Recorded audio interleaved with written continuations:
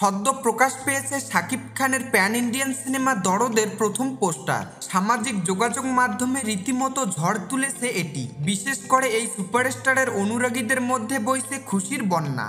এবার জানা গেল সিনেমার প্রথম টিজার প্রকাশ হবে বুর্জ খলিফায়, যা এর আগে কোনো বাংলাদেশি সিনেমার ক্ষেত্রে হয়নি।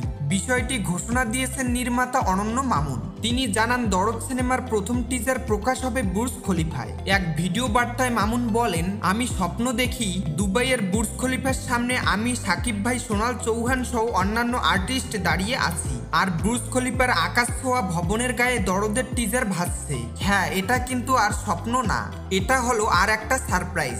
দরদের প্রথম 20 সেকেন্ডের প্রোমো দেখানো হবে বুর্জ খলিফায়। সাইকো, থ্রিলার ও রোমান্টিক অ্যাকশন ধাঁচের ছবি দরদ।